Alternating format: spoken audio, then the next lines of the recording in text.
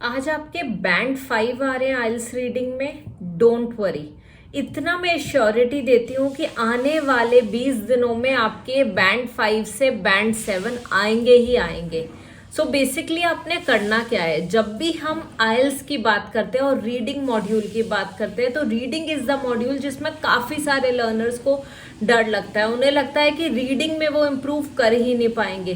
तो आप कैसे इम्प्रूव कर सकते हो आइल्स रीडिंग मॉड्यूल में, ये मैं आज इस वीडियो में बताने वाली हूँ।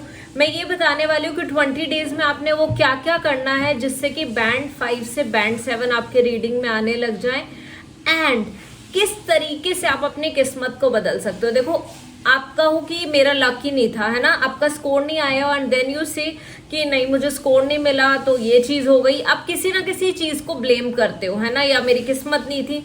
बट किस्मत को हम बदल सकते हैं। We just need to do some smart work. मैं हार्ड वर्क नहीं बोलूँगी, मुझे पता है आप में से बहुत सारे लर्नर्स ऐसे हैं जो कि रोज़ कोचिंग सेंटर पे जाते हैं, रोज़ 7 to 8 आवर्स लगाते हैं, सुबह 9 बजे जाते हैं, शाम को 5 बजे वापस आते हैं और दो बार हर एक टेस्ट को प्रैक्टिस करते हैं। रीडिंग के 2 टेस्ट करते हैं, लिसनिंग के 2, राइटिंग के 2, स्पीकिंग के 2, बट फिर भी कुछ नहीं हो रहा। So let me tell you one thing guys, इससे कुछ होना भी नहीं है। अगर आप रोज वही चीज करे जा रहे हो, आप क्वांटिटी पे फोकस कर रहे हो और हमें फोकस करना है क्वालिटी पे। आपको कोई नहीं कह रहा कि आप रोज एक टेस्ट करो या 2 टेस्ट करो। आपने करना क्या है, जब रीडिंग मॉड्यूल की बात करें तो डे 1 से इस तरीके से अपनी प्रिपरेशन करो कि every single day you should attempt 1 reading test. Now 1 मैं कह रही हूँ, मैं कभी नहीं सजेस्ट करूंगी कि 2 टेस्ट करो, 3 करो, नहीं। यहाँ पे प्रैक्टिस हार्ड वर्क से इंप्रूवमेंट नहीं होगी, स्मार्ट वर्क से होगी। और स्मार्ट वर्क क्या होता है, जब आप एक रीडिंग टेस्ट रोज कर रहे हो, लेट्स से डे 1 पे आपने फुल टेस्ट ले लिया, आपकी बहुत सारी मिस्टेक्स हो रही हैं, कोई प्रॉब्लम नहीं है। बट आप जब टेस्ट करने के बाद आपको पता लगा कि 40 में से 25 मार्क्स आए, तो 25 क्यों आए हैं, वो 15 क्वेश्चंस क्यों रॉन्ग हैं, वो आपने समझना है। और यहाँ पे आप फोकस करोगे 3 स्टेप इवैल्यूएशन मेथड पे। 3 स्टेप इवैल्यूएशन मेथड क्या होता है कि 15 क्वेश्चंस आपके रॉन्ग हुए हैं, 1 by 1 हर एक क्वेश्चन को लो और दोबारा से करके देखो। अब आप चेक करो कि ये 15 क्वेश्चंस में से कितने क्वेश्चंस गलत हैं या कितने सही हैं। आप नोटिस करोगे 15 में से खाली 8 क्वेश्चंस ही आपके गलत रहेंगे। यस, आप लोग आंसर्स देख चुके हो, बट डोंट वरी, आपको हर एक चीज का आंसर ही देखा है, अभी आपने समझा नहीं है, एनालाइज नहीं करा है। आप सेकेंड टाइम उस चीज को करो और आप देखना कि 15 में से 8 to 9 क्वेश्चंस करेक्ट हो जाएंगे। Now third step, 3 step evaluation method. Third step में जो भी क्वेश्चंस आपके गलत हुए हैं, लास्ट में 7 क्वेश्चंस आपके रॉन्ग है, तो वो क्यों रॉन्ग है वो ध्यान से समझो। अगर किसी का आंसर फॉल्स है और आपने ट्रू लिखा है तो क्यों ट्रू लिखा है, उस चीज को ध्यान से समझो। और ये चीज आप आने वाले 20 दिनों तक करने वाले हो। ट्रस्ट मी, रिजल्ट आएगा ही आएगा।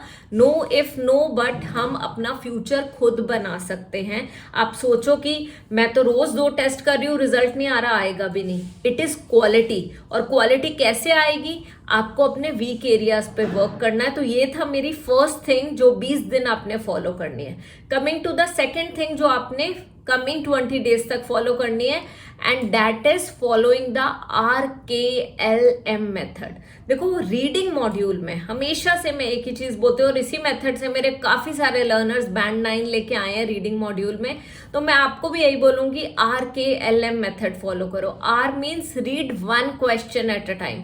आप एक ही क्वेश्चन पढ़ोगे एक बार में, ठीक है। उस क्वेश्चन को ध्यान से पढ़ो, समझो कि क्या है उस क्वेश्चन का, फिर लोकेशन ढूंढो। K is for circling the keywords in the question. Okay, सबसे पहले क्या करा, question, 1 question at a time, then circle the keywords, after circling the keywords locate the keywords in the passage. और अब सबसे इंपॉर्टेंट काम शुरू होता है। लोकेट करने के बाद मीनिंग को मैच करके देखो। अगर मीनिंग मैच कर रहा है तो आंसर ट्रू है, अगर मीनिंग कॉन्ट्राडिक्ट कर रहा है तो फॉल्स है, और अगर उस बारे में बात ही नहीं हुई है तो नॉट गिवन है। और अगर हम यही फिल इन द ब्लैंक्स कर रहे हैं तो भी सेम मेथड RKLM। जब आपको लोकेशन मिल गई है तो मैच करके देखो मीनिंग को। बहुत बार सिनोनिम्स यूज हुए होते हैं और उन सिनोनिम्स पे फोकस करो, आपको आपका आंसर फॉर श्योर मिल जाएगा, it's my guarantee. Okay, please start this today only, wait मत करो कल की, बिकॉज टुमारो नेवर कम्स। आज ही आप ये करके देखो, ठीक है। Coming to the third tip here, and the third tip is the elimination method. अब जब भी हेडिंग्स आ जाती हैं और मल्टीपल चॉइस क्वेश्चंस आते हैं तो आपने एलिमिनेशन मेथड यूज करना है। आपने करेक्ट आंसर नहीं ढूंढना कभी भी, always eliminate the odd ones first. जो आपको 5 ऑप्शंस में से ऑड वंस लग रहे हैं, 3 ऑप्शंस या 4 ऑप्शंस, उन्हें एलिमिनेट करो। आपको एंड में 2 ऑप्शंस बचेंगे, फिर डिसाइड करो कि इन दोनों में से कौन सा ज्यादा सूटेबल लग रहा है। सो ये होता है एलिमिनेशन मेथड। एंड इसी से रिलेटेड ना मैंने एक आइल्स रीडिंग की मास्टर क्लास प्रिपेयर करी हुई है, उस वीडियो का लिंक मैं जरूर अबव शेयर कर दूंगी। And in fact there is this IELTS reading full course also, जो कि 5 आवर्स का कोर्स है, जिसमें रीडिंग, लिसनिंग, राइटिंग, स्पीकिंग तो है ही, बट ग्रामर भी है। आइल्स के लिए जितनी ग्रामर चाहिए उतनी ग्रामर उस कोर्स में है। You can go and check out that course full, और उसके नोट्स जरूर बनाओ, आपको काफी हेल्प मिलेगी। तो ये थी मेरी थर्ड थिंग, जो कि था एलिमिनेशन मेथड। अब फोर्थ स्टेप पे आते हैं। ये जो भी चीजें मैं बता रही हूँ ना, वो आपने रोज करनी है बिना किसी ब्रेक के। सो फोर्थ थिंग हमारी क्या है? Fourth thing basically is read 1 passage daily at night. आपने क्या करना है? रोज रात को एक लॉन्ग पैसेज पढ़ना है, केम्ब्रिज बुक नंबर 7, 8 एंड 9 में से। बुक नंबर 7 में टोटल ऑफ 12 लॉन्ग पैसेजेस हैं, ठीक है। सो हमारे एक टेस्ट में 3 पैसेजेस होते हैं, तो एक पूरी बुक में 4 टेस्ट हैं, दैट मीन्स 12 लॉन्ग पैसेजेस। आपने रोज रात को 1 लॉन्ग पैसेज पढ़ना है एंड 12 डेज में 1 बुक फिनिश हो गई। टारगेट बनाओ बुक नंबर 7 एंड 8 ये दोनों फिनिश करो। रोज रात को 1 लॉन्ग पैसेज पढ़ना है, ध्यान से पढ़ना है। उसे कोशिश करनी है कि आपने खाली 15 मिनट्स में पूरे पैसेज को ध्यान से पढ़ना है। कोशिश करने की आपको हर एक वर्ड का मीनिंग अच्छी तरह समझ आए। जो वर्ड्स के मीनिंग नहीं समझ आ रहे तो उसकी वोकैबुलरी नोटबुक प्रिपेयर करो। सो बस एक सिंपल एक नोटबुक रखो हैंडी सी, 10 रुपीज, 15, 20 वाली जो भी है, और उसमें वर्ड्स लिखने शुरू करो। जिन भी वर्ड्स के मीनिंग नहीं पता, बस वो वर्ड्स लिख दो आप वहां पे, एंड आफ्टर दीज 15 मिनट्स आप वो वर्ड्स के मीनिंग लिखोगे। ट्रस्ट मी गाइस, सिनोनिम्स पे फोकस करना बहुत जरूरी है। और जब आप ये रोज प्रैक्टिस करने वाले हो ना 20 डेज तक, 1 long passage at night before sleeping, आप देखना बहुत इंप्रूवमेंट होगी, ठीक है। Coming to the 5th and the last step, और ये क्या है? इसमें आपने क्या करना है? अब हमने वोकैबुलरी पे वर्क करना शुरू कर दिया है ना, और टेस्ट रोज कर रहे हैं, एंड RKLM मेथड फॉलो कर रहे हैं, एलिमिनेशन मेथड फॉलो कर रहे हैं। So last thing here that you need to follow is कि आपने क्या करना है? वोकैबुलरी नोटबुक प्रॉपर प्रिपेयर करनी है, उसमें मीनिंग्स लिखने हैं, और रोज रात को वो जो न्यू वर्ड्स ऐड होते जा रहे हैं उन्हें रिवाइज करना है। Why do you need to revise these words? Because these are the words which are going to come in another reading passage as well.